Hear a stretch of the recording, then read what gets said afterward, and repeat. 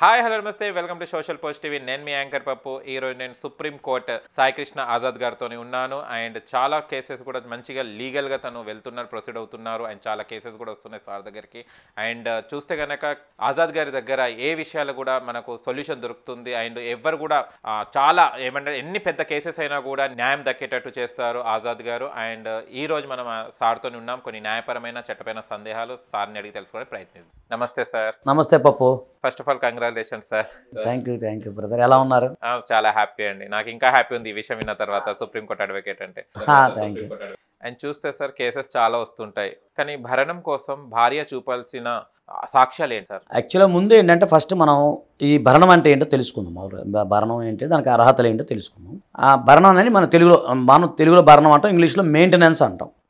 So maintenance అనేది ఏంటంటే భార్య భర్త పైన వేసేదాన్నే మెయింటెనెన్స్ అంటే అతని నుంచి కొంత అమౌంట్ ఆశించడాన్ని మనం మెయింటెనెన్స్ అని చెప్పొచ్చు.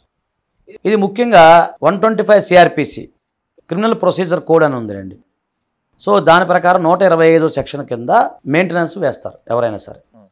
అలాగే డైవర్స్ విషయంలో ఒకవేళ డైవర్స్ ఎవరు వేసారనుకోండి, హిందూ మ్యారేజ్ యాక్ట్ సెక్షన్ 24 కింద కూడా వేయొచ్చు. కదా అది టెంపరీ అన్నమాట. కేసు రన్నింగ్ అయ్యేటప్పుడు మెయింటెనెన్స్ ఉంటుంది. సో జనరల్గా భరణము ఇవ్వాల్సిన సందర్భంలో ఏమవుతుందంటే పిల్లల విషయానికి మనం మాట్లాడుకుందాం ఫస్ట్. పిల్లలు ఉన్నారనుకోండి, పిల్లలు కనుక బిలో 18 ఇయర్స్ కనుక అబ్బాయి ఉంటే, ఒక అబ్బాయి బిలో 18 ఇయర్స్ కనుక ఉంటే అబ్బాయికి భరణం వచ్చే అవకాశం ఉంటుంది. అతను 18 ఇయర్స్ దాటి 19 ఇయర్స్ వస్తే భరణం రాదు అతనికి, అంటే మేజర్ అవుతాడు కాబట్టి. ఒకటి. లేదా అమ్మాయి ఉందనుకోండి, అమ్మాయికి పెళ్ళి అయ్యేంత వరకు, ఆమెకు వివాహం అయిన అది 23 సంవత్సరాలైనా 22 అయినా 25 అయినా 26 అయినా సరే పెళ్ళి అయ్యేంత వరకు కూడా తండ్రి అనే వ్యక్తి భరణం చెల్లించాలి. అదండి. సో యాక్చువల్గా ఈ 125 CRPCలో ఏమనుందంటే తనకు తాను పోషించుకోలేని స్త్రీ ఎవరైతే ఉన్నారో, ఓకేనండి, సో తనకు పోషించుకోలేని స్థితి ఉన్న ఎవరైతే స్త్రీ ఉంటారో వాళ్ళు భరణం అడిగే అవకాశం ఉంటుంది. అది కొన్ని సందర్భాల్లో కొన్ని ఎగ్జామ్షన్ కూడా ఉన్నాయి. అంటే ఇప్పుడు అందరూ జాబ్ చేస్తున్నారండి, కొన్ని సందర్భాల్లో అందరూ జాబ్ చేస్తున్నారు. అయితే ఇప్పుడు ప్రస్తుత పరిస్థితుల్లో ఏంటంటే ఒక మహిళ భరణం అడగాలి అంటే ఆమె జాబ్ చేయకుండా ఉండాలి. అంటే ఆమెకు ఎలాంటి ఆదాయం అనేది ఉండకూడదు ఫస్ట్. అలాగే ఆమె డైవర్స్ తీసుకొని మరలా వివాహం చేసుకొని ఉండకూడదు.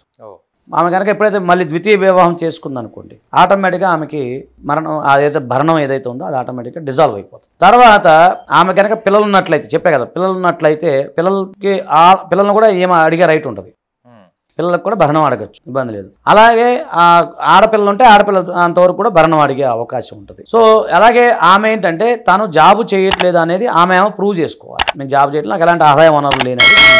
అయితే కొన్ని సందర్భాల్లో మన దగ్గర ఒక కేసు వచ్చింది, రీసెంట్గా ఒక కేసు వచ్చింది. ఆమె ఏంటంటే మామూలుగా భరణం పొందుతుంది. భరణం పొందే సందర్భంలో ఆమెకు గవర్నమెంట్ జాబ్ వచ్చింది. అర్థమైందా?